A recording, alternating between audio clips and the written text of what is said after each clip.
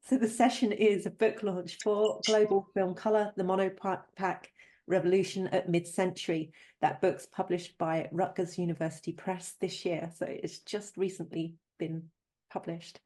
The session today is organised by the British Association of Film, Television and Screen Studies Colour and Film Special Interest Group, which is convened by myself, Liz Watkins, and by Sarah Street and by Vicky Jackson. So we're all here today. And I should just also add that the two editors of the book, Josh Yumibe and Sarah Street, are also members of the advisory board for BAFTA. So welcome to them on that basis as well. So good to see them here. So what we've got today then is first an introduction from the book from our editors, Sarah and Josh, then 4 presentations from different contributors to the book. I will just share the screen so you can see.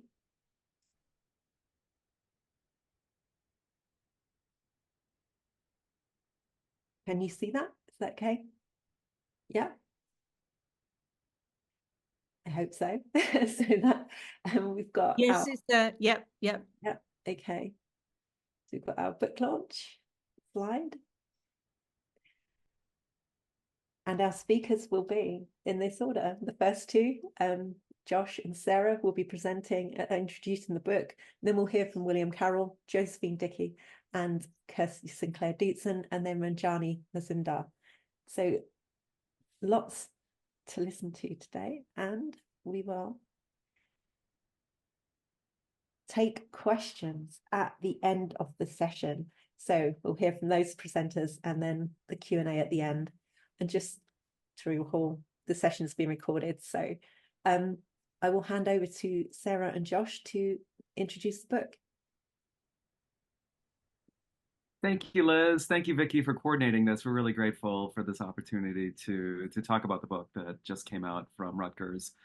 Sarah and I are going to do this fairly informally and to kind of talk about where the book came from, just very briefly, and to think about some of its contributions and what we're able to bring together, which we're really proud of. Sarah, do you want to say anything? Yeah, absolutely. Yes, and we're so happy that Nicole Solano from Rutgers University Press is here. So hi, Nicole, and thank you so much for going with our book. You were enthusiastic from the get-go, as were all our fabulous authors.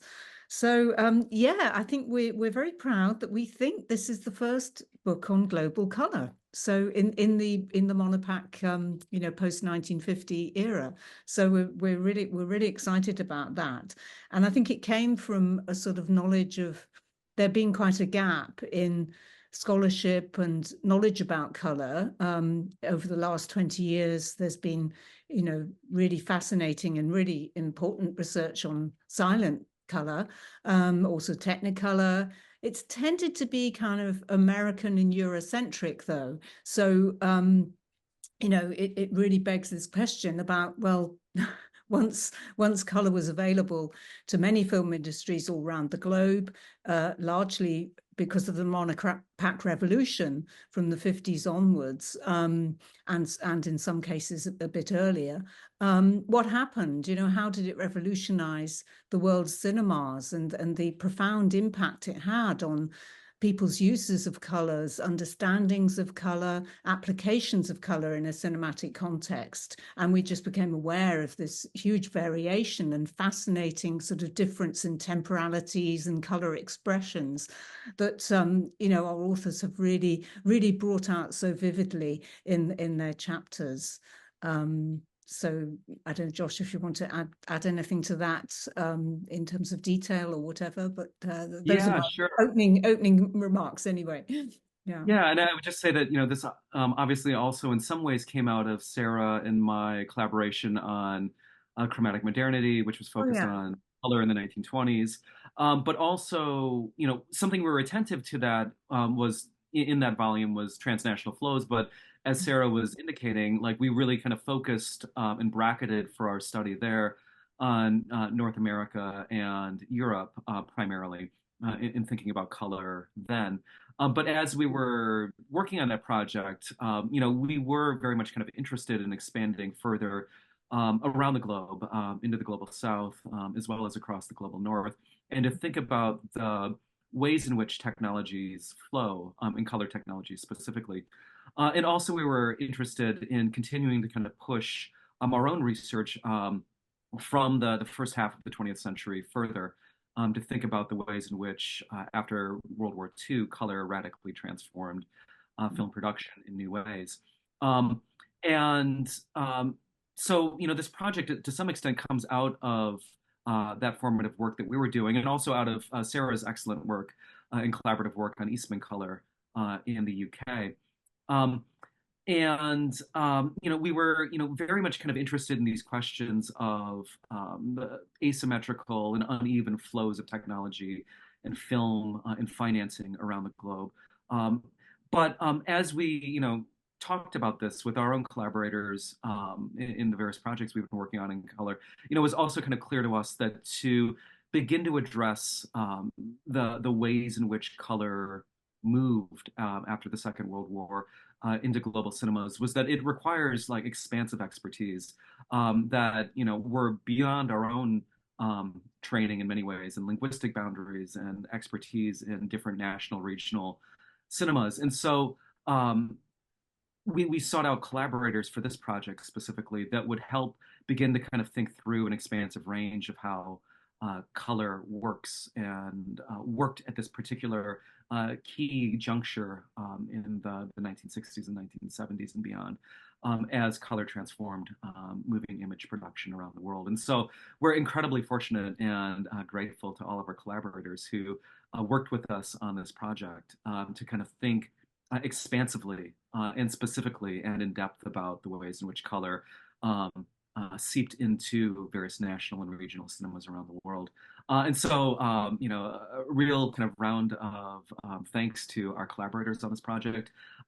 As Sarah said, also a big also thanks to Nicole Solano and to Rutgers University Press, who were very extremely excited about this project from the get-go when we brought it to them. And the work with the press has been absolutely fantastic on this through the editorial process and getting it out there. I think that's all I have to say at this juncture. Sarah, do you have anything else you want to add? Yeah, just perhaps to say that it's been so enriching to work with all of the authors, and some of whom we knew already, but some new people who we didn't know so well. So that's been fantastic, and we were able to benefit from their sort of insights as well when we held a conference actually at Bristol in 2019, and some of our authors gave some of their papers that then became chapters at that conference. So I think it's been really, really wonderful to sort of see how the scholarship and colour turn, as it were, is really spreading globally and really catching on and producing such great scholarship that we were so lucky to have in our book. So yeah. So maybe it's time to go over to the individual presentations. So we hope people will be able to get a hold of the book, and there is a discount that will be available, and that this will give the details of that. But as a sort of flavour of that, we asked 4 of our authors to give these 10-minute presentations to give an essence of their chapters, so that something of what to expect, some of its treasures. So over to you, Liz, now for the next bit. Thank you. Yeah, and just so as we were checking the slides earlier, it was just some of the film clips. That opportunity to see those is fantastic. This is something that's outside and supplements the book, but actually, the focus of some of the chapters in it. So I will take us over to our first presenter, who is William Carroll. He is an assistant professor in the Department of East Asian Studies at the University of Alberta, where he teaches on contemporary Japanese film media and culture. His first book is titled Suzuki Seijun and Post-War Japanese Cinema. He's currently working on a book about cinephile culture and film production in Japan from the 1980s through to the present. So over to you, William. Thank you. So yeah, I'll just try to share my screen here.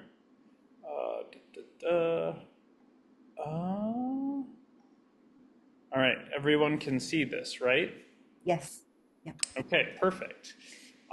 So my chapter is about how color film, maybe you are visible there, is about how color film aesthetics relate to the burgeoning nightlife of districts in post-war Japan, such as Tokyo's Ginza district, and particularly to the reemergence of neon lighting in Tokyo and other major cities during their revitalization in the period of Japan's high economic growth in the 1950s after the war.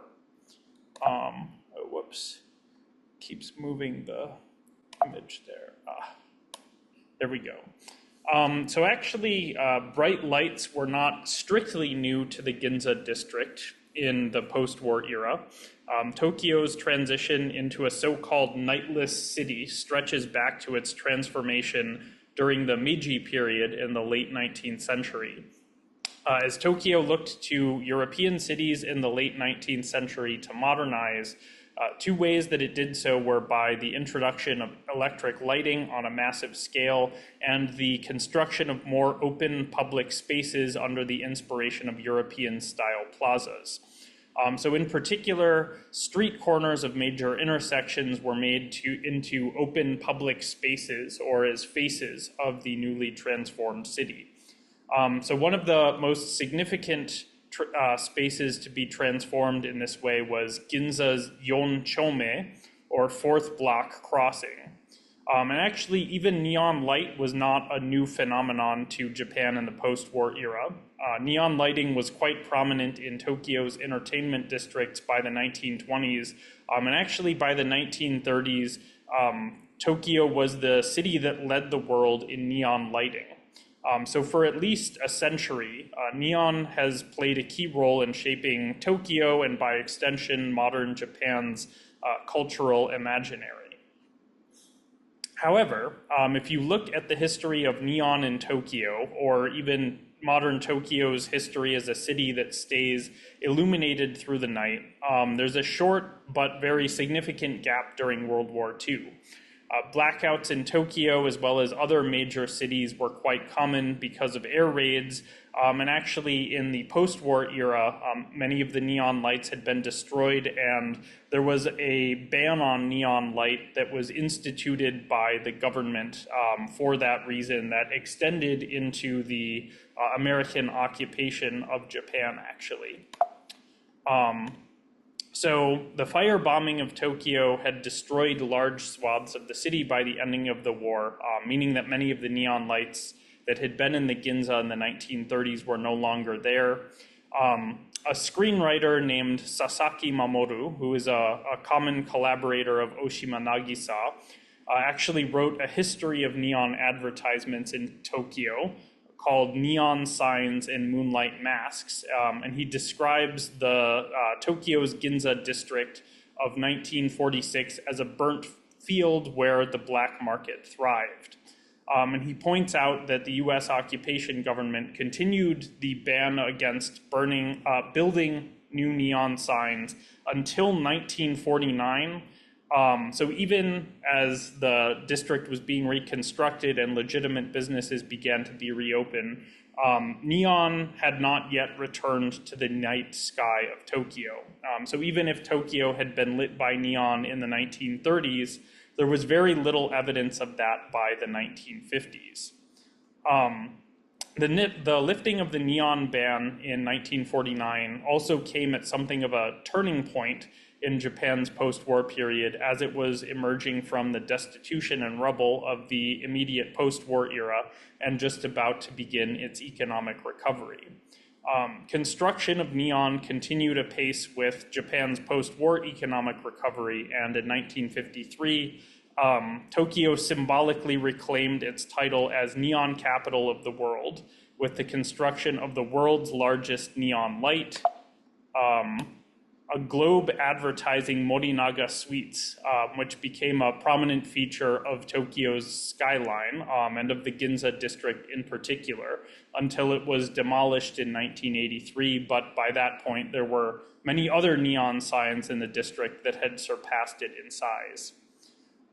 So the return of neon to Tokyo and the Ginza district in particular in this era was maybe symbolic of the nation's recovery in the high economic growth period. But there was a generation of Tokyo residents who came of age in this period who would not have had any memory of the opulence of Ginza's neon light in the early 20th century. So to many of these people, these lights seemed like a way of breaking with the past rather than a continuation of it.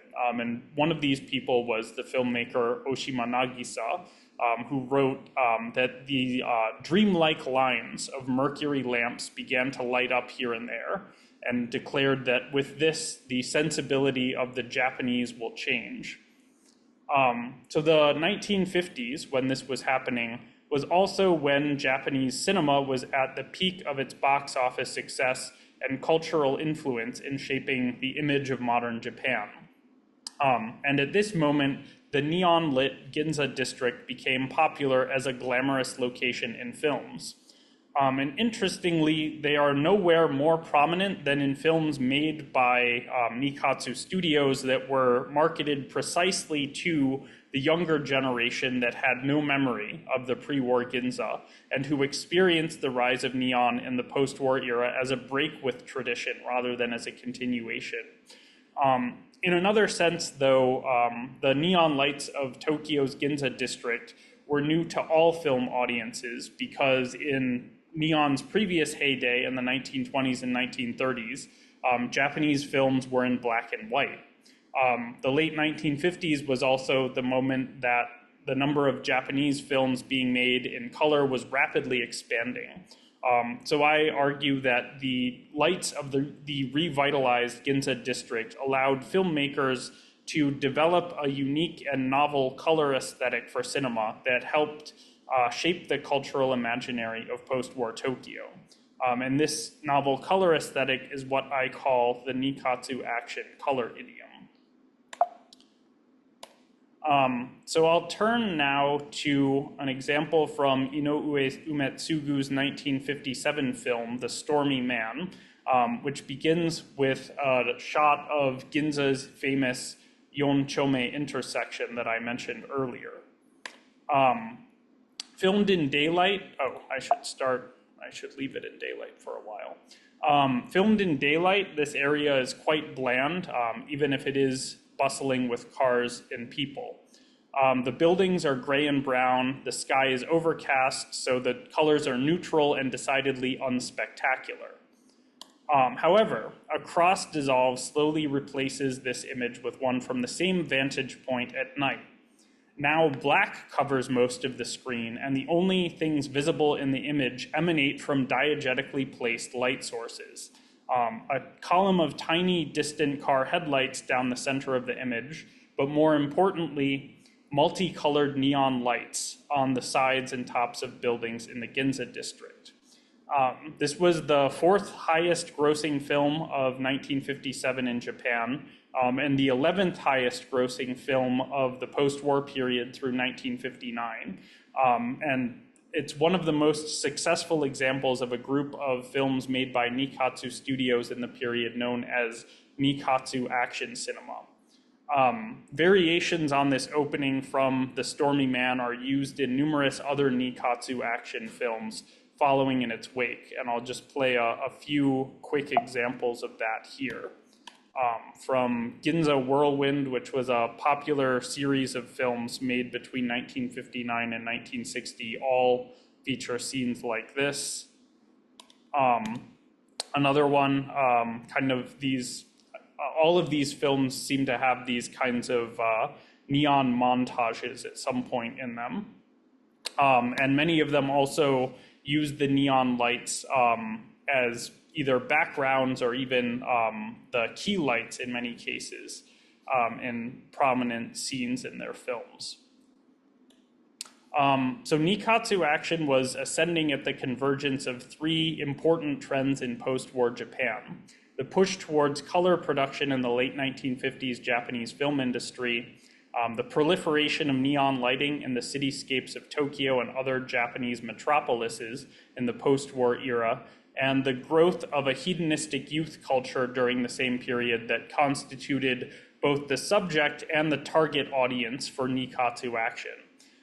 So as a genre that embraced and appealed to the youth culture of the period while combining elements of both Hollywood film noir and musicals in a post-war Japanese setting, Nikkatsu action demanded a style that evoked energy and spectacle, and these bright, colorful lights provided a new formal element for filmmakers to develop this sensation. So the best early example of what I mean can be seen here in one of Ishihara Yujiro's musical performances in the same film, The Stormy Man. The key lights here lighting the central figure are all different colors cycling over him. So Ishihara is bathed cyclically in yellow, pink, blue, purple, and red lights.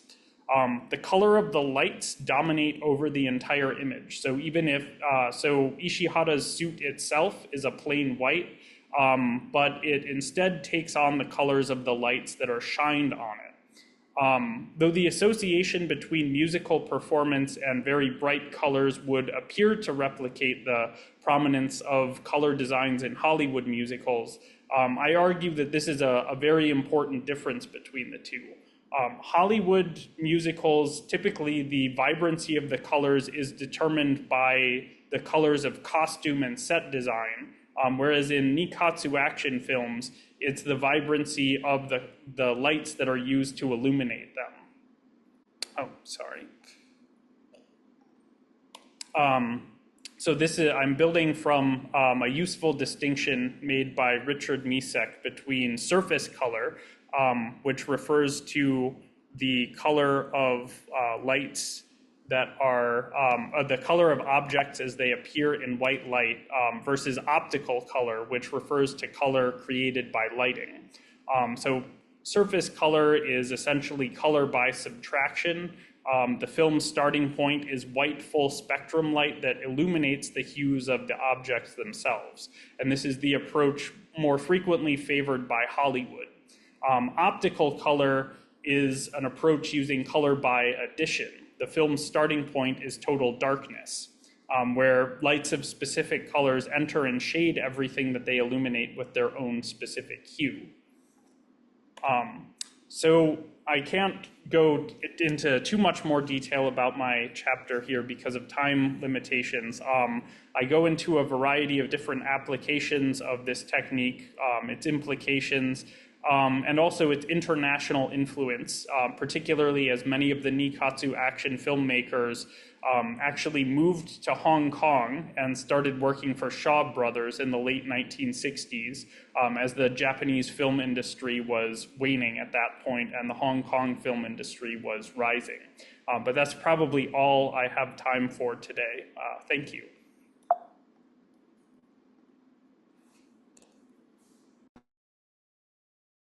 Thank you. That's fascinating to think about the differences between color objects and optical color, the surface colors in those films. It's incredible. Lots to think about there. So do remember, if you're here listening, to think of your questions and add them to the chat. We can come back to the chat at the end of the session.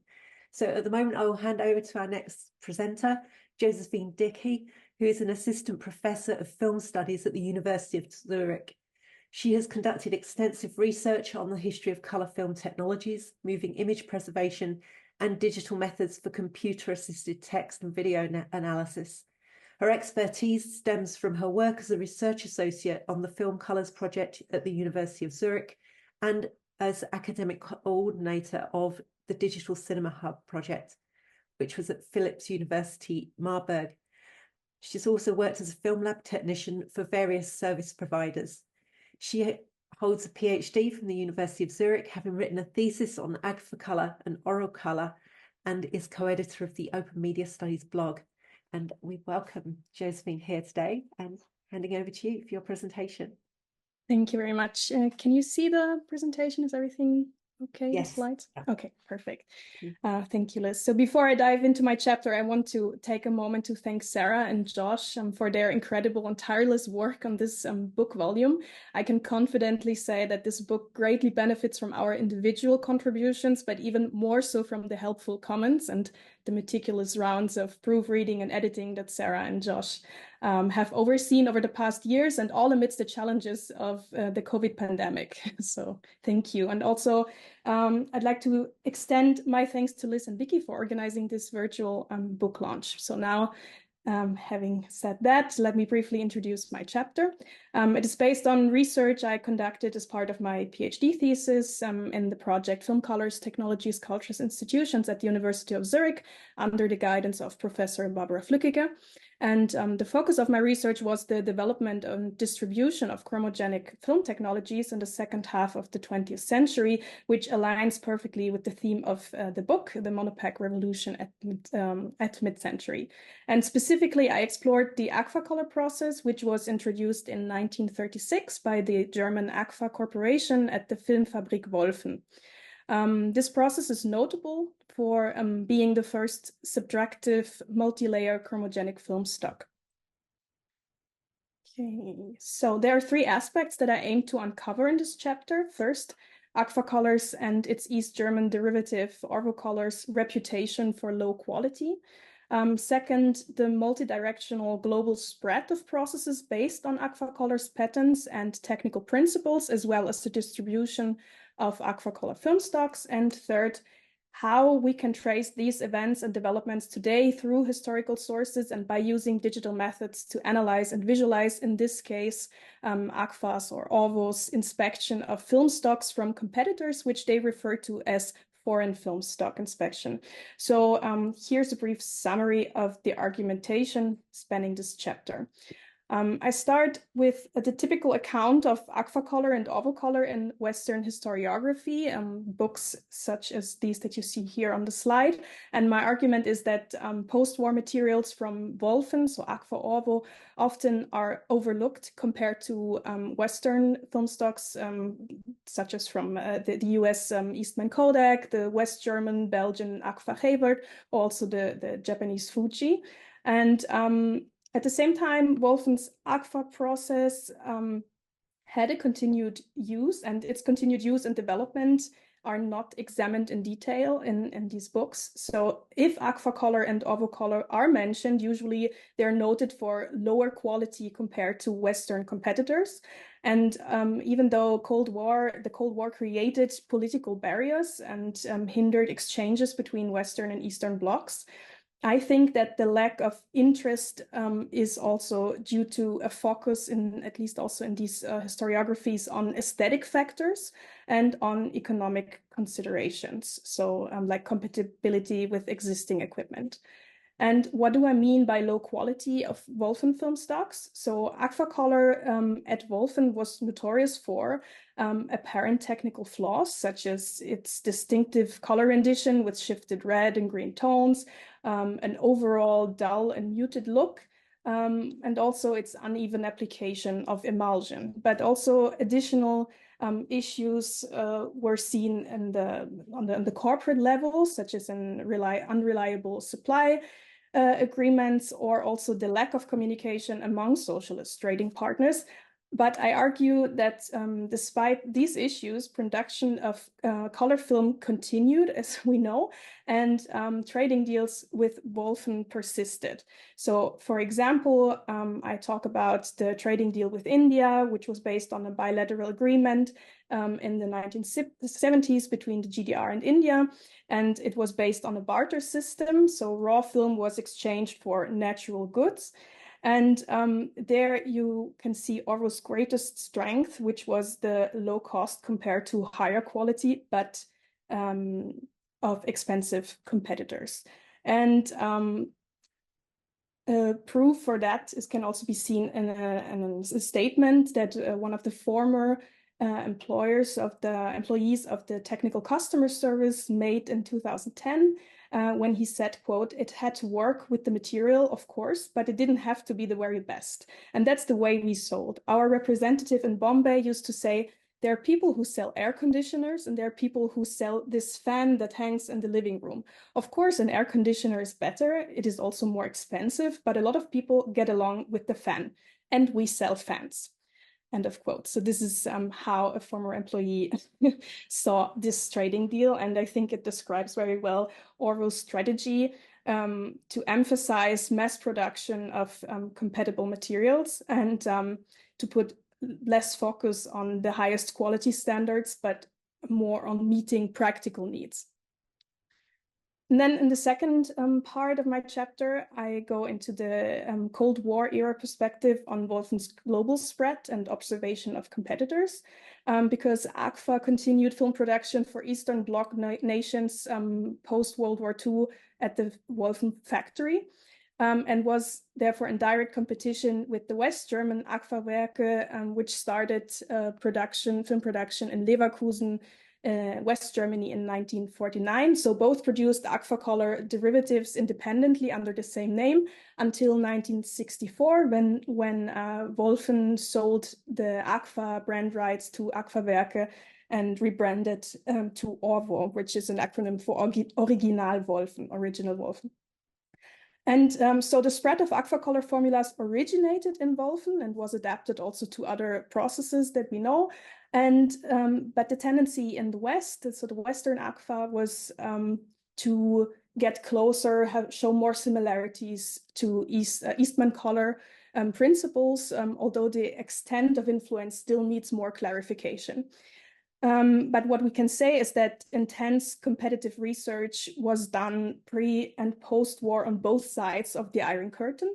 And this is proven by historical sources from Wolfen that show the standardized evaluation process at Wolfen that was going on in the scientific departments, where they compared competitor films, also called foreign films, with in-house products.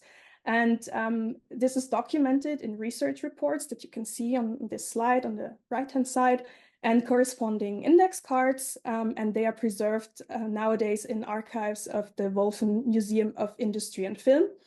And through reading these sources, you can recognize the goal of the evaluation process and the competitor research that was done, which was to assess the quality and competitiveness of AGFA color and ORWO color stocks against international competitors. So they did systematic analysis of strengths, weaknesses, developmental potentials, and market position of rival products, and that through the systemic collection, processing, interpretation, and presentation of the market data collected and scientific knowledge. So that enabled, in theory, for them to be more proactive in decision-making rather than reactive, but that stayed in theory, as you can read in my chapter. But after the German reunification in 1989, former ORWO Wolfen employees began creating these index cards, and in 1994, for the purpose of cataloging the remaining research reports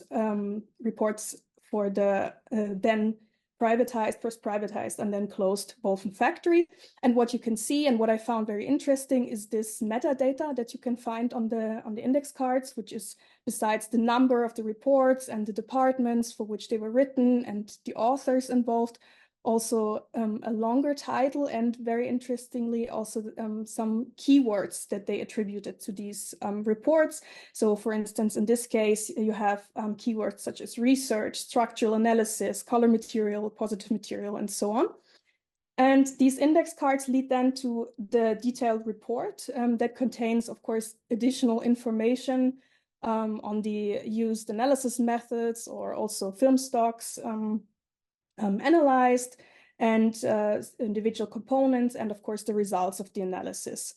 So with this, you can see that Wolfen dedicated a lot to quality control, and they focused extensively on quality control across various departments. So for instance, people from the technical customer service traveled abroad or received test films for analysis in research laboratories that I also talk about in my chapter. And of course, it is important to interpret these individual sources within historical and political contexts, but Nowadays, we have processes, and that's what I did, where I scanned more than 37,000 of these documents, including index cards and research reports, which was the goal was to enable a broader insight across departments. So not just the research department, but also emulsion manufacturing, testing laboratory, and technical control organization. But the question was then, what can I do with the scans? And that led me to the third part of the chapter, where I describe how I uploaded more than 2,700 index cards from the research laboratories into a software called Neo4j, which is a graph database and network visualization tool, that you can see here, to focus on exploring the transnational connections in chromogenic color film manufacturing, because Neo4j provides a graph database management and a Cypher query language, and also a nice visual interface that facilitates complex data research and visualization across large archives. So, for instance, you can use a query to say that this report that you've seen before, with the number 494, the question is what keyword values are connected to this index card to the report. And then you can see this result broken down in a different graphical representation of relationships, the relationships through edges to the nodes that are color-coded by category. So to explain this, this is the report with the number. Then it had different keywords that were attributed here in pink nodes, the department for which it was written in purple nodes, and the author. And of course, this is just like a single representation for one index card. And what I did was then to focus on a specific research question, in this case, for instance, on focusing on exploring reports from Wolfen's research department mentioning investigations on Fuji photo film. So I used queries to look for titles that had the term Fuji included, also keywords. And this is the result that I got that you can also explore in the chapter. And of course, the next step would be then to consult from this search the reports themselves with the objective to understand more about Wolfen's perspectives on Fuji film stocks through a detailed report analysis. But I also make the case for combining approaches using mixed methods, zooming in and out, using qualitative and quantitative methods for information retrieval. And as I said, the detailed findings are discussed in the chapter. So now I'd like to encourage you to deeper explore also the other contributions. And I thank you for the attention, and I hope you enjoy reading also my chapter. And here you see the cover in motion.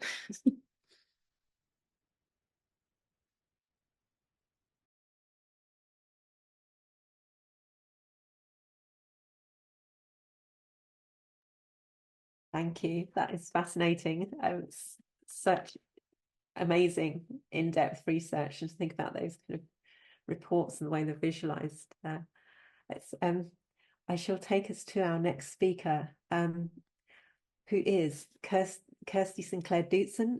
She is a lecturer in film and media at the University College London. Her work has appeared in Screen, Film History, and British Art Studies.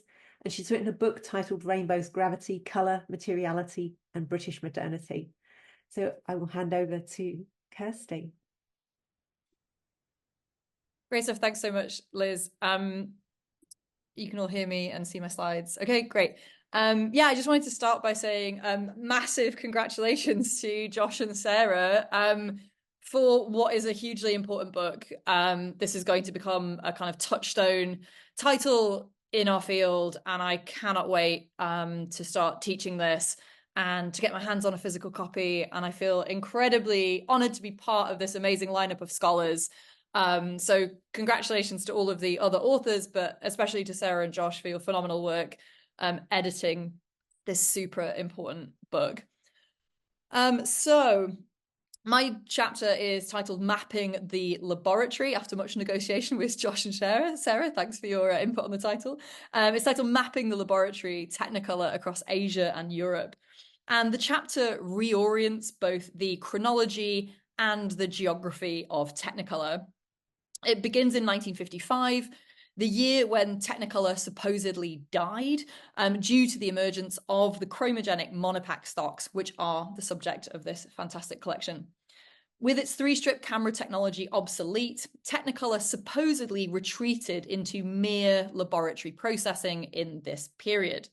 However, my chapter reveals that from 1955, Technicolor attempted to aggressively expand its laboratory network around the world, producing a host of new meanings for this technology in the post-war decades. As my chapter explores, from the 1950s, Technicolor looked to open new laboratories in France, Italy, Japan, Argentina, India, and China to produce an international network of color processing units. I argue that these laboratories, some of them realized and some of them unrealized, became sites of negotiation for urgent post-war issues, including cultural imperialism, decolonization, political self-determination, and the ideological struggles of the Cold War. More than simply suggesting that the meanings ascribed to Technicolor's process were contingent on geographic context, my chapter argues that the dispersal of the firm's technology around the world forged transnational connections between film industries, as Josh and Sarah were flagging in their introduction, as materials, machinery, and personnel all moved between these different regions. That the global spread of Technicolor's laboratory process demanded exchange and collaboration between different nations complicates any strictly nationalistic interpretation of film color in this period. So the chapter begins with Technicolor's post-war expansion in Europe, considering the very different fates of the 2 labs it opened in 1955, Societe Technicolor just outside Paris and Technicolor Italiana in Rome. While the Paris lab closed within 3 years due to debts, the Italian lab thrived until 1978. And the chapter explores numerous reasons that could account for these disparities. So in Paris, the anti-American sentiment in the French film industry, which was very concerned with US cultural imperialism, combined with decreasing print runs for Hollywood films, which accounted for half of the Paris lab's work, made it both economically and ideologically unsustainable. Technicolor Italiana, on the other hand, let me just minimize that. Technicolor Italiana, on the other hand, significantly diversified Technicolor's operations, developing new techniques such as the Technorama widescreen process and the ENR developing process, which enabled richer blacks and drastic desaturation. Films printed at the lab, like Dario Argento's Suspiria, which was in part inspired by Disney's Technicolor animation Snow White and the Seven Dwarfs, also repurposed the conventional look of Technicolor, transforming its bold palette from the joyful hues of a child's fairy tale into a nightmarish vision. Appropriately for this gory title, the laboratory adjusted its process to let the colors bleed. Suspiria exemplifies how filmmakers use Technicolor's heritage look for innovative new ends and in new contexts. And suggests that Technicolor's decentralized laboratory network created spaces for aesthetic experimentation that were impossible if all materials had been centrally processed either through Hollywood or London. The chapter goes on to consider how, from the mid-1950s, Technicolor planned to grow beyond Europe and look to establish labs in Buenos Aires and Tokyo, plans undoubtedly motivated by the expansion into color production and processing in these territories, not least the opening of Toyo Laboratories' new color processing unit in Tokyo in 1955. It's unclear how far these plans advanced, particularly as it was not Japan or Argentina, but India that was cited as a top priority for Technicolor's global expansion. By the 1950s, India was in a unique position as a newly independent nation that was also home to the world's second largest film industry. Color was important both as an instrument to self-representation and as a symbol of prestige. But India had only produced a small number of color films to date. Technicolor saw the potential in this market and looked to open a Bombay laboratory, in no small part motivated by competition from Film Center, which was the first color laboratory in Asia, which was opened by Ambalal Patel in Bombay, now Mumbai, in 1952 and was originally designed to process Jiva color stock. In India, the Colour Laboratory became a site for negotiating new post-colonial identities, particularly because colour had been so central to British regimes with the brutal extraction of dyes, pigments and textiles that had fueled the economy of the British Empire. And my chapter considers Technicolor's unsuccessful negotiations with India's government to establish a colour lab in Bombay, which ultimately resulted in a situation where films like Gunga Jumna had chromogenic camera negatives processed domestically in Bombay at Technicolor's official local agents, Ramnord Research Labs, which were then sent to Technicolor London for dye transfer release printing. Throughout this period, Indian cinematographers, including Ramananda Semgupta, M.N. Malhotra, Y.D. Sapotar, Raju Karmakar, and V.K. Murthy, all travelled to Technicolor in London to learn about filming in colour. This fluid interchange between London and Bombay reveals how this exchange of expertise, facilitated by Technicolor's global expansion, produced new transnational colour aesthetics and technical practices, and forged colour film as a crucial site for negotiating Anglo-Indian post-colonial relations. The chapter concludes by considering the sale of Technicolor's British Technicolor's dye transfer printing equipment to China during the Cultural Revolution. Based on collaborative research I conducted with Zhao Yuzhu, this section explores how the vivid palette of Technicolor was repurposed by the Chinese government during the Cold War. Chairman Mao and his wife Jian Qing bought the equipment in 1973 with the aim of making song and dance films about the ideological supremacy of communism, exploiting the rich saturation of the process to make this propaganda more effective and powerful.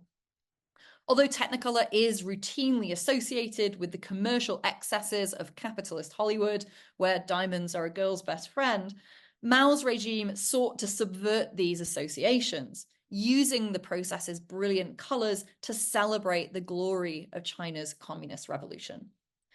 However, by the time the laboratory was set up and running in 1978, the Cultural Revolution had ended, and so Technicolor's equipment was never used to print these iconic propaganda films. Yet the purchase of the equipment by the Chinese government during the Cold War reveals yet another way in which Technicolor could be reimagined in a new geographical and historical context. Through these various case studies, my chapter changes what we think about when we think about Technicolor. Each illuminates how a single process could be deployed in divergent manners, as a symbol of American cultural imperialism, as a tool of post-colonial independence, or as a weapon of communist supremacy during the Cold War. These meanings do not contradict or conflict with one another. Instead, they underscore the multivalent meanings of Technicolor's corporate identity, visual aesthetic, and political valences in the newly globalized system of color filmmaking from the 1950s, which this volume so richly addresses. Thank you.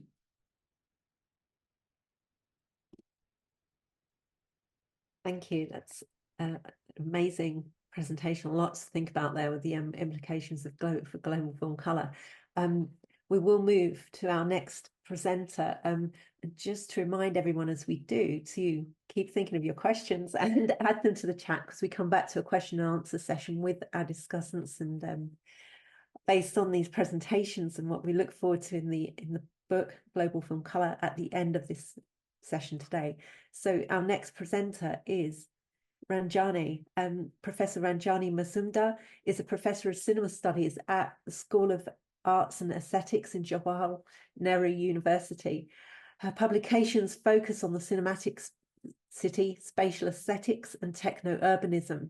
She's the author of Bombay Cinema, an Archive of the City, co-editor with Nipa Majumdar of A Companion to Indian Cinema, and a guest editor of a special issue of Bioscope on cinema and techno-materiality.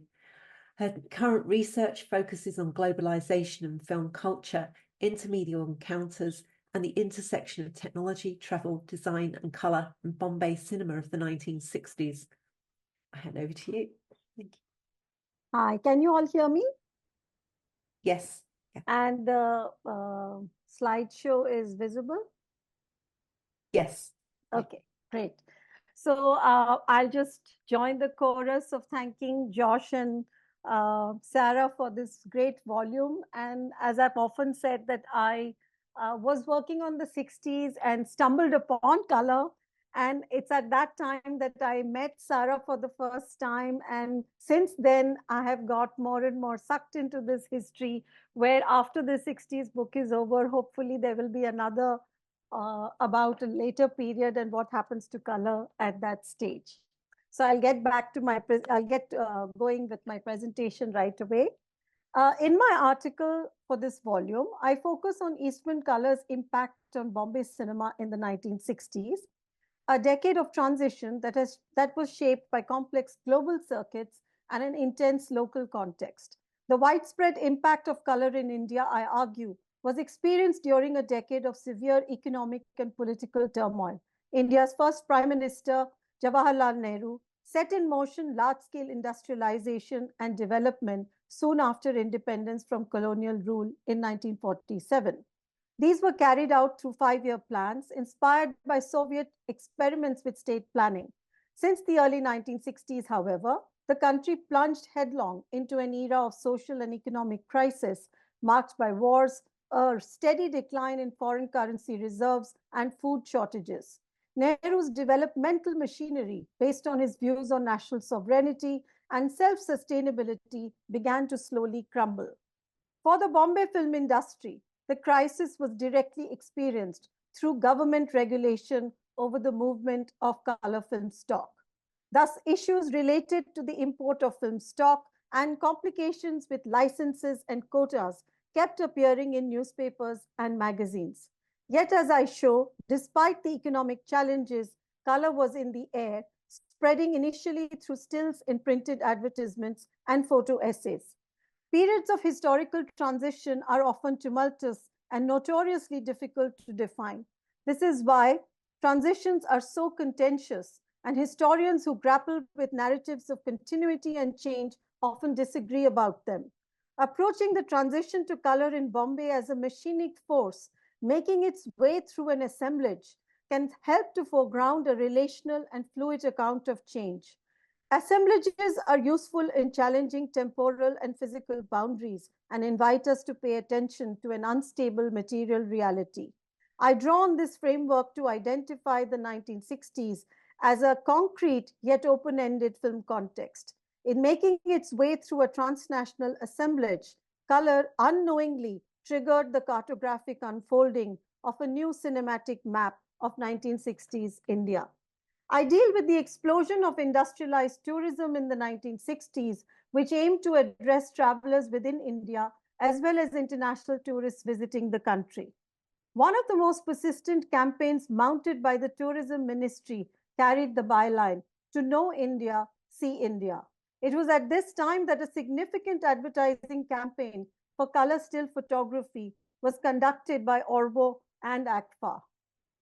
It is interesting that in these ACFA Orvo campaigns, the focus was not the chronicling of everyday life, but the encounter with vistas, iconic monuments, and heritage sites from different parts of the country. The production of space in these campaigns created maps of iconic India with its temples, forts, sculptures, mountains, forests, and rivers.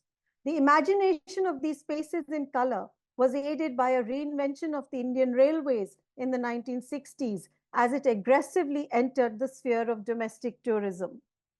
I then moved to advertisements for celluloid published in both trade and popular film magazines like Filmfare, which, unlike the still photo campaign, seemed to focus entirely on the material base of the film stock. Some of these celluloid advertisements generated lists of key color films. One advertisement for celluloid with an eye at the center says, "Color films are just about our best goodwill ambassadors and foreign exchange earners. That's why the investment in time, talent, and fine materials is so important. For color, Film Center is the best." Color became associated with financial success, and the advertisements drew attention to the processing prowess of film laboratories.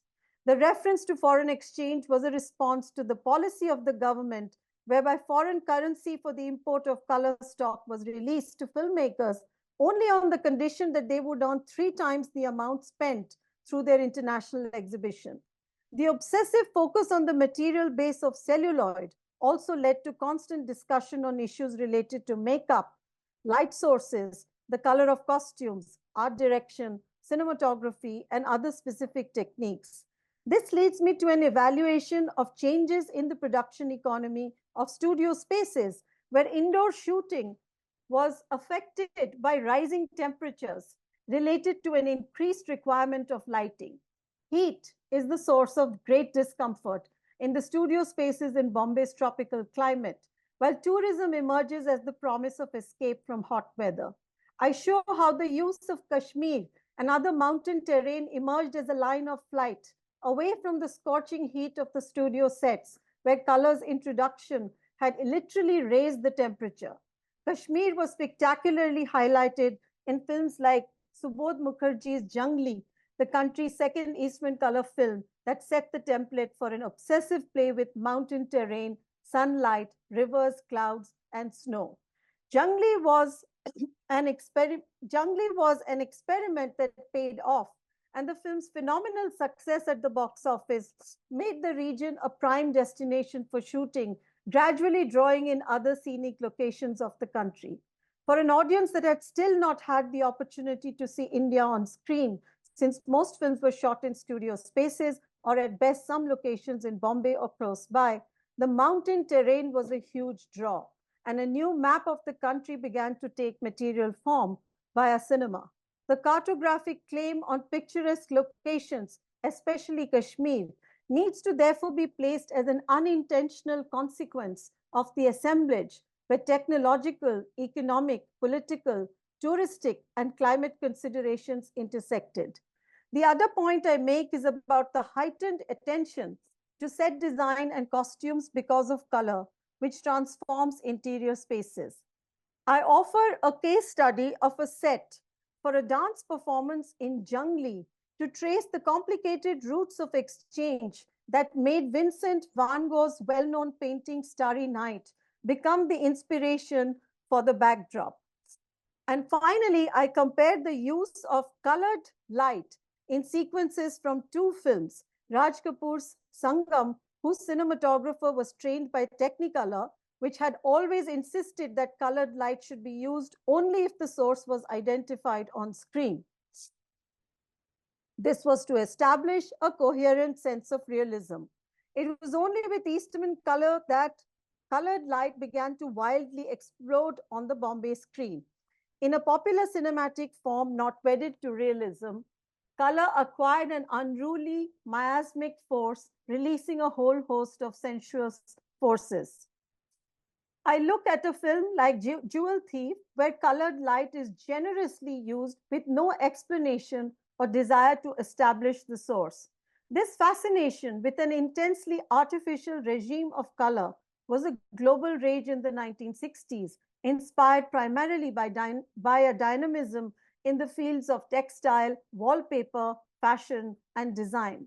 What is interesting here is the explicit embracing of colored light to generate chromatic excess. Unlike the sequence in Sangam, where the source of the colored light is identified on screen, in Jewel Thief, this is neither justified nor explained. Colored light exists to propel the movement of situations and songs. It is also a new force to express the power of female sexuality. We can see an interesting visual assembling here. The stillness of touristic space in the Orvo and Agfa campaign, the materiality of celluloid and processing in the advertisements for color stock, the reference to the currency crisis, the cinematic exploration of outdoor locations in film after film, and an explosion of colored light on screen. Color emerges in 1960s Bombay cinema as an aesthetic force, a material object, a vehicle for unusual economic and cultural transactions, a trigger for the acceleration of a touristic imagination, and a force that could deliver a sensuous charge. For the rest, you must read the chapter. Thank you.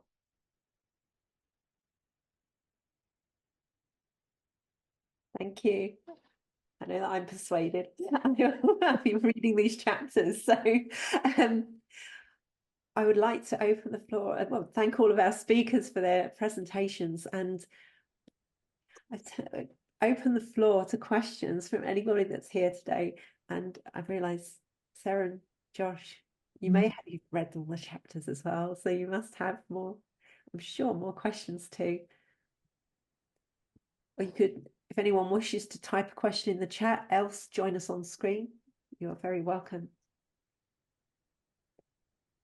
I was just struck while people are formulating by, the interesting emphasis on artificial sort of colour and optical colour that Will came out very strongly in Will's paper, and then also Ranjani's brilliant examples of how, in a way you do get a sense that what we have here is colour unbound, colour unleashed in sort of, to some extent, newish ways, although with Technicolor, there would be, those kind of artificial light sources occasionally. I think this preponderance in these different contexts seems to be really something that these stocks are almost relishing and being used in really interesting ways.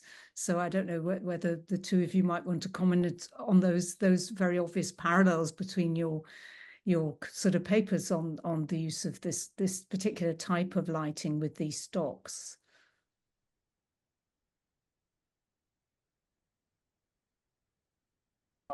Yeah, I guess I can just say something. I remember this is something you brought up when you first read the draft of my chapter, I think. You brought up the scene at the end of Alfred Hitchcock's Rope. Oh, yeah. Where there's the flashing red light coming in across the characters' faces.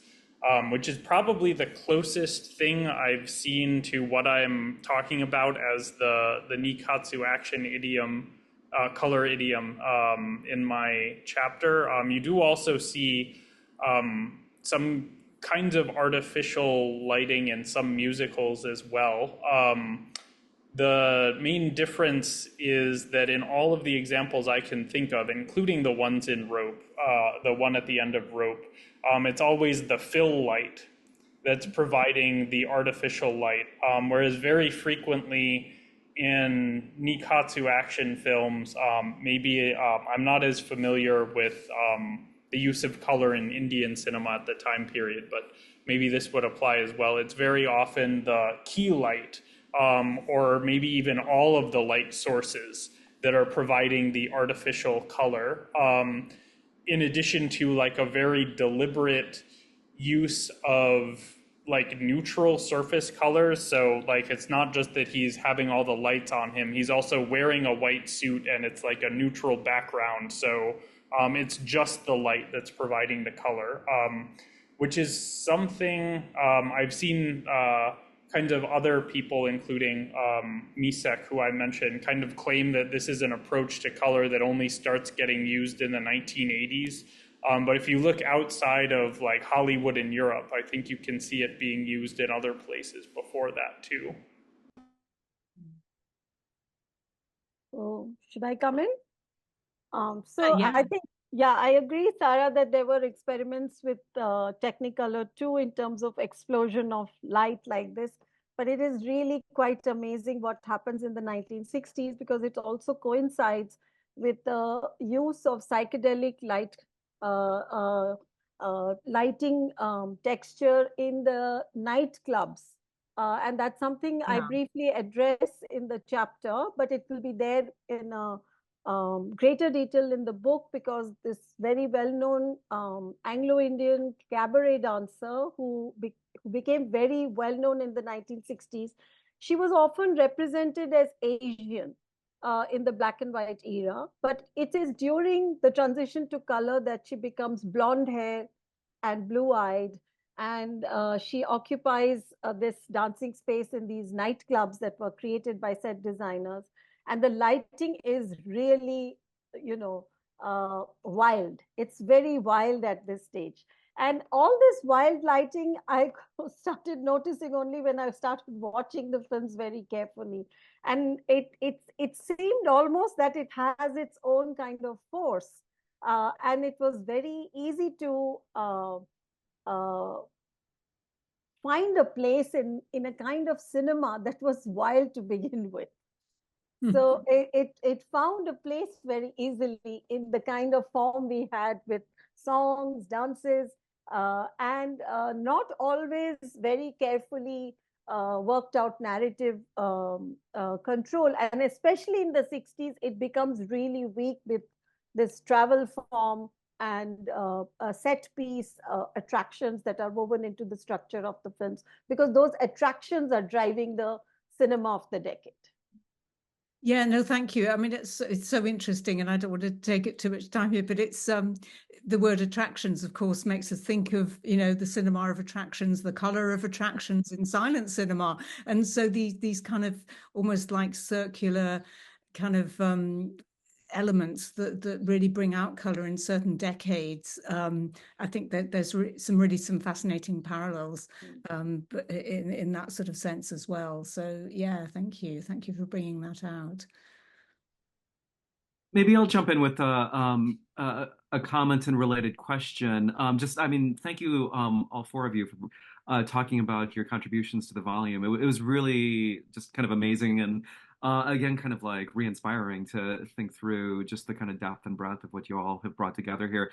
And kind of my comment and the question is, and I might also use this to pivot to ask a couple of our other contributors who are on the Zoom call, if they would like to kind of weigh in as well on what I'm about to say. And that's Elena Giapponi and Kamalika Sanyal, if you all want to kind of jump in as well. But I was thinking about across the four presentations, the ways in which you all were negotiating in different ways about the kind of relationship between color and culture. To borrow from John Gage's kind of famous book about color and color history, from the kind of post-colonial context, the post-war context, various kinds of issues about economies and global distribution, and then, you know, certain specificities about what Will was talking about youth cultures in Japan, and it's a fantastic kind of attention to both pre and post-war neon cultures and the ways in which that maps onto youth cultures. And I was also thinking about Ranjani's excellent kind of attention to also kind of optical light and what she was saying about like gender as well, and kind of the post-war context of the ways in which color was getting mapped onto issues of gender in India at the time. And so I guess the kind of question maybe for Elena and Kamalika, if either of you want to kind of jump in, as well, about how you all negotiated these questions about color and culture in your own case studies. Elena wrote a fantastic piece on beach cinema in Italy during the 50s and particularly the 1960s. And then Kamalika did a excellent kind of study of Technicolor in Sweden, that we're negotiating some of these issues. If you two want to weigh in, you don't have to, but I know I'm putting you both on the spot. And just kind of more kind of thinking about how to kind of negotiate color and culture in the ways that, you know, everybody who presented in the book did so well. Elena, I see you there. And I will just say that another kind of inspiration for this volume came out of work that I did with Elena for the journal Chinmanji on kind of mid-century color cultures. So, Elena. Yeah. Okay, thank you, Josh. Thank you to the organizers of this book launch, and thank you very much to Josh and to Sarah for editing this fantastic volume. My chapter, thank you for for the question. My chapter deals with beachside comedy, which is a particular subgenre of commedia all'italiana, of comedy Italian style, and color and culture. You asked me about color and culture. This subgenre developed between the 1950s and especially the 1960s, just during the so-called economic miracle or Italian economic boom. And color is deeply connected to consumer culture in this in this moment, in this historical moment, because Italian cinema was transitioning from black and white to color. Beachside comedies are 40 to 50 films. Most of them are B movies. Only a small number are more refined movies by Dino Risi, for example. And these films are centered on the summer vacation, no, beachside vacation, summer vacation of their protagonists in an historical moment in Italy when summer vacation were becoming a mass phenomenon. And the vast majority of beachside comedies are in color, some in Ferrania color, some in Technicolor number 5, and especially in Eastman color. And they play a negotiating role because they convey the so-called color revolution, called by Regina Blankschick, which finally had reached Italy during the post-war years. And the color revolution, which in the beach is a sort of sudden explosion of color in the daily life. The beach scenes exhibit a repertoire of colorful objects, beach umbrellas, beach chairs, swimsuits, bikinis, clothes, hats, caps,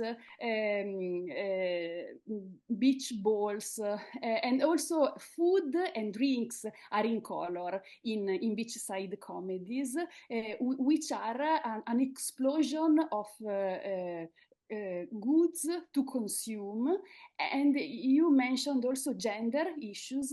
In the beachside scenes, also the female body became an object to consume. So this is my chapter. Thank you. I don't know, Kamalika, are you available? Or hey, and you're muted. Just okay. There. Hello, hello, everyone, and thank you very much, Josh and Sarah, for this amazing opportunity. I have been listening to you all, and of course, I have recently received the book, so I was reading into all the chapters and was getting fascinated. And I am so honored to be a part of this wonderful project. And yeah, as for you are saying about the relationship between culture and this phenomenon of global color, indeed, I mean, when if I refer to my work on this chapter, I really felt that how the very similar to the French film industry, who had some inhibition against America-centric film aesthetics and America-centric film technology. Swedish filmmakers were also, not only filmmakers, but also film critics, were incredibly skeptical about the usage of colors, which is coming from the other side of the Atlantic. And they were specifically thinking that their liberation is being, and creativity is being hampered by the Technicolor Advisory Board, who actually decided the color design, the set design, the technicality, everything. So indeed, it impacted negatively the film industry whenever they were, they tried to use the importance of the big brand name of Technicolor for promotional purpose. But as for, they tried to utilize that name, but when it came to really appreciating the possibilities that Technicolor offered, the critics were kind of very much having a one-sided discussion around how this color is very wild and how this color is not appropriate for Scandinavia. There has been discourse like that, not only in Sweden, but in other neighboring Scandinavian countries as well. So indeed, when the main change was happening in mid-century, this kind of critical notion was very much prevalent in Swedish discourse. And also because of the sheer technological problems which were associated with Technicolor, they were more looking into other alternatives, which are definitely cheaper. And one of them surprisingly became Geva color, which is like a derivative of Agfa color. And it was a big popular color for 3 years, apparently. And it was also being processed in Scandinavian region for the first time. So in contrast to the other colors, especially Technicolor, which were all post-processed in countries like the UK and the US, Geva color was the first one which was done in the North European soil. So it really gained favor within the critical sphere and also journalistic sphere as paper started promoting it as like the Geva color is very suitable for Scandinavian imagery. So this kind of narratives are prevalent in the early 50s, which is really gives you a glimpse into the sociocultural and artistic sphere, that how color was being perceived in Sweden at the time, and not only Sweden, but also Denmark, and to some extent Norway. So this has been a fascinating findings when I was looking into this work. And also, like, because of the high price of Technicolor, how it actually impacted the industry, and ultimately, for example, I worked on the film Lab Blood, which was a Technicolor film of 1948, and it was such a failure that it created the companies which produced it went bankrupt. So then after that, for 9 years, Technicolor did not have any film in Sweden, even though around that time, in average, multiple films were released in all around the world. But Technicolor was not having a single release in Sweden. So this clearly shows that for minor film industries, which does not have a large revenue, and also around that time when they were having some industry-wide strike and everything, one single mistake by one of the companies can create a ripple of how films will be made. So this kind of sociological correlation was really interesting to observe when I was working on this. So yeah, that's my take. And thank you again, everyone, for being such a wonderful group who are working on global color. Thank you very much. Thank you both for responding on the spot. Such excellent contributions from you. Yeah, I was going to say, Josh, Lydia is here as well. Papas, who was one of the co-authors of the chapter on the Chinese film collection at the University of South Carolina. So I don't know, Lydia, if you want to come in, and I think your sort of chapter really brings out this sort of these interesting questions of how we get the color films that we study, how the circulation of films globally, but also the archives that preserve them, and have the challenge of presenting them, particularly with stocks that are sort of famously not very good at holding the vividness of their original colors, and so some of the challenges in dealing with those collections. I don't know if you want to come in, or if not, just note that that's a really important contribution, I think, in the book. No,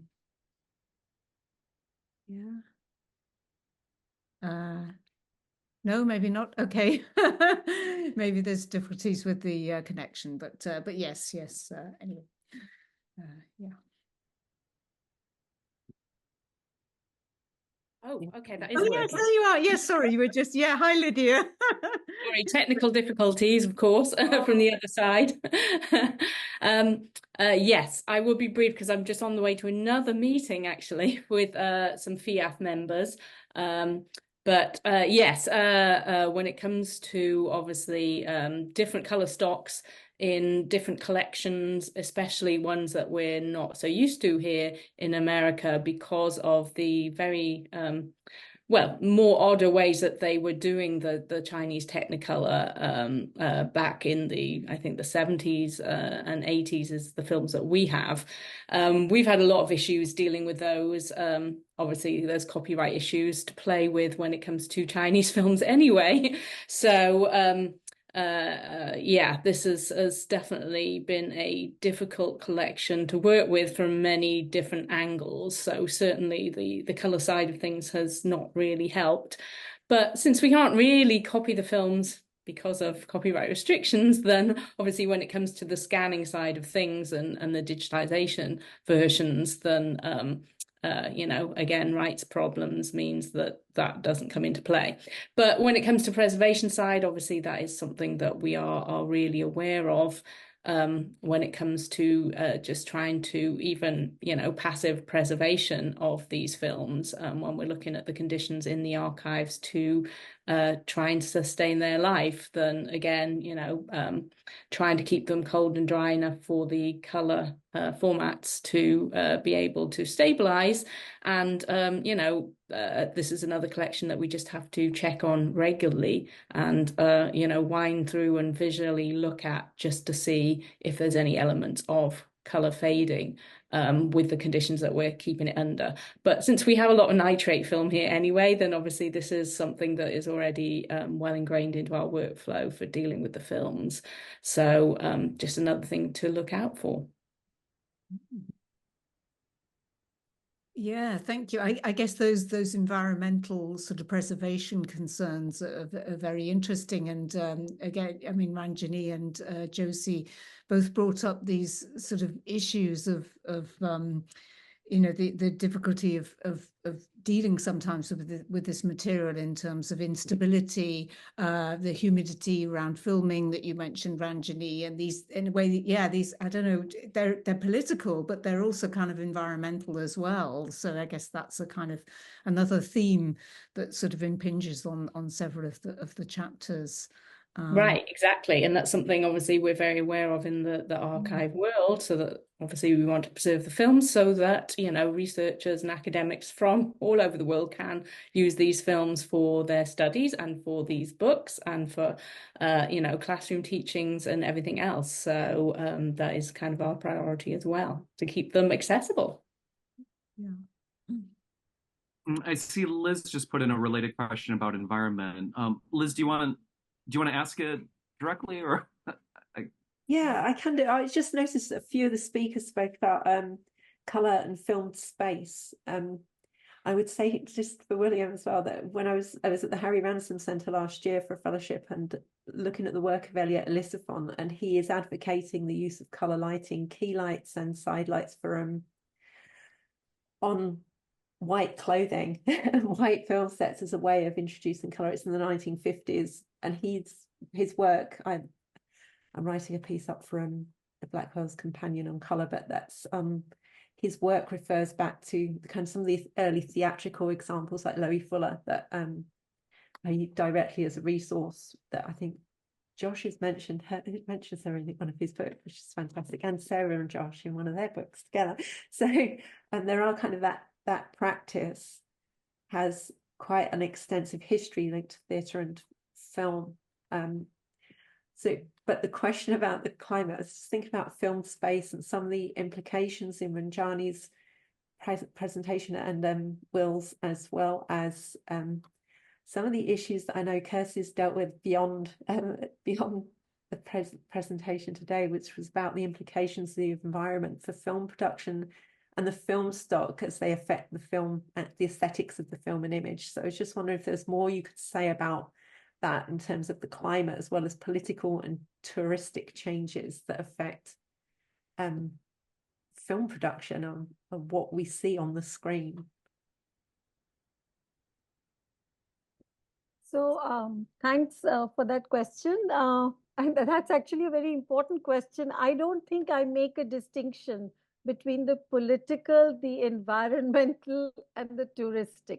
I think that's why I work with the idea of the assemblage, that everything is jostling for space and the emergence of this kind of new spatial language, I was trying to look for a way to situate that historically, especially the state of Kashmir, which has been the site of great conflict, not to only draw the same narrative backwards, but to show what are the other forces at work in the production of Kashmir, and relatedly other mountains, other kinds of mountain terrain all across India that come into view in that decade. So how does the entry of a technology which moves, which is fluid, which is wild, what happens as a result of that, and what happens when we follow the actual trail of the process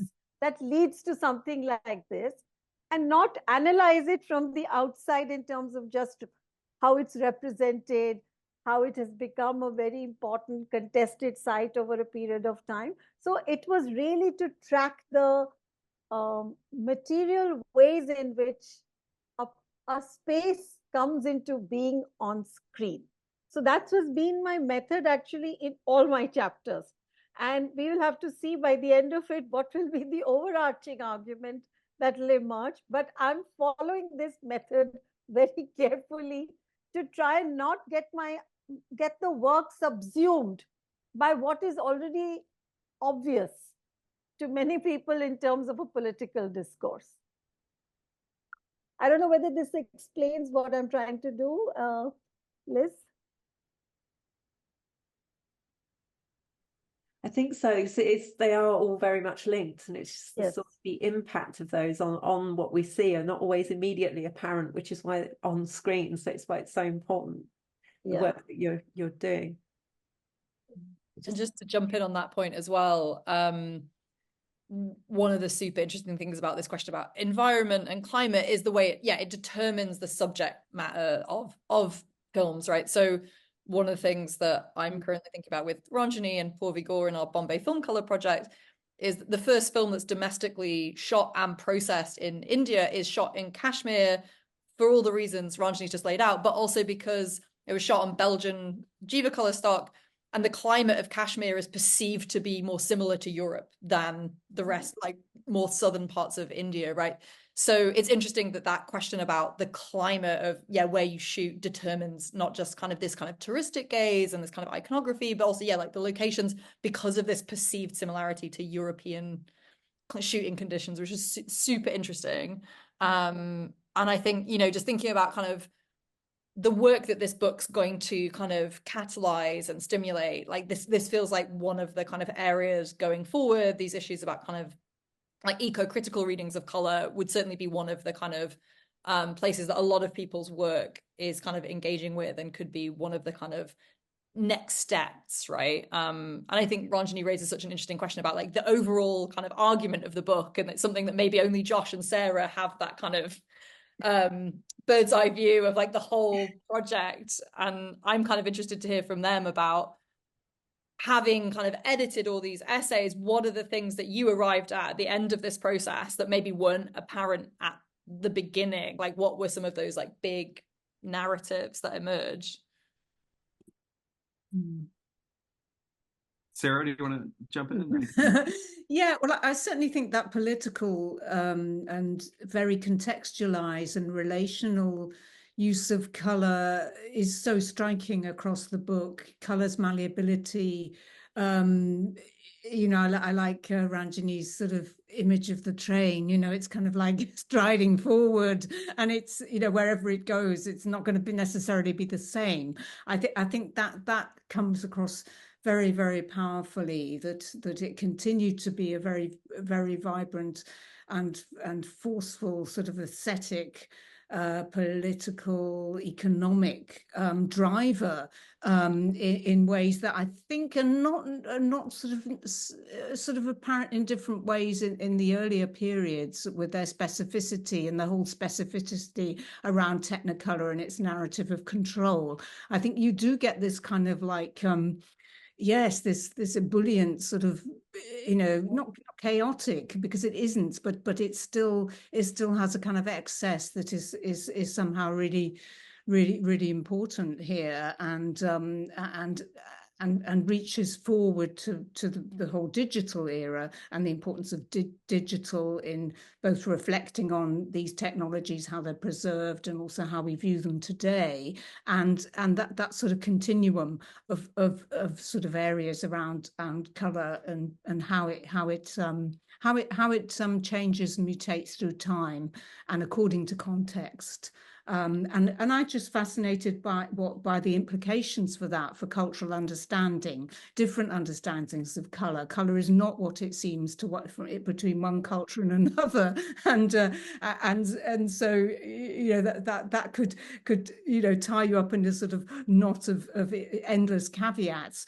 But I think if we try to think of that in the opposite way, that richness and that potential, it has really great sort of implications for color and how we understand it when it's used in different cultural contexts. As Josh's chapter on Africa sort of shows in particular, that sort of color as access, that sort of those different sort of senses of how color is being used in those films like Bamako and Hala.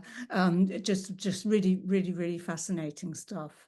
So sorry, that's just my response, having read the all of the chapters and edited it and worked very closely. It's just, the train is moving on, Ranjani, and it's kind of, I think it's going in a very exciting direction. Yeah, and I would just kind of add also kind of what I began with about the kind of asymmetrical flows. It was really kind of fascinating to see how in each of the kind of regional and national kind of contexts, the ways in which all of the authors kind of had a really kind of attention to the complications of reading, access to laboratories, for instance. Thinking about both Kirsty's work and Josie's work, about the kind of back end of these developments, and also Rafael de Luna Freire has work on laboratory developments in Brazil in the 1960s. It was just really amazing to read through and work with him on that, to kind of see the way, the complications and the various ways in which kind of color came into Brazil during that period, through official and unofficial lines, how laboratories formed, how stocks were accessible and not accessible, and the kind of ways in which that worked. And so again, just kind of the complications, but also I think, as Ranjani was saying, the ways in which color gets read and reread and transformed through these migrations, asymmetrical migrations around the globe. I found really, inspiring, complicated, and for thinking about the kind of issues of flow and technological and material and economic flows that are going on, that both call attention to inequalities and also possibilities. And so that's a lesson that I think obviously continues in our contemporary moment as well, about how to kind of think about flow and technical and aesthetic flow. So that's what I would add to that. We'll flow to an end. It is, unless anybody wishes to respond, but I think we are closing in on the phone on 4:30. So I will just add a screen to the just screen share again, so that you can, I hope, see. Oh, just going to show the right slide. Here we go. So that is the book code for Global Film Colour. It's also in the chat, and we will circulate it to attendees after the session ends. But I just want to thank Josh, Sarah, the editors at Rutgers University Press, and all of the contributors, William Carroll, Josephine Diecke, Kirsty, Sinclair, Dootson, and Ranjani Mazumdar for joining us today, and the other presenters and contributors that were here. So thank you all so much. Looking forward to reading it in full. This is fantastic. So thank you. Thank you. And thank you to Liz and Vicky in particular for setting this up. Yeah. Thank you. It's been a pleasure. It's actually fantastic to be able to hear and see some of the films as well. Great. Okay. Thank you. Thank you all.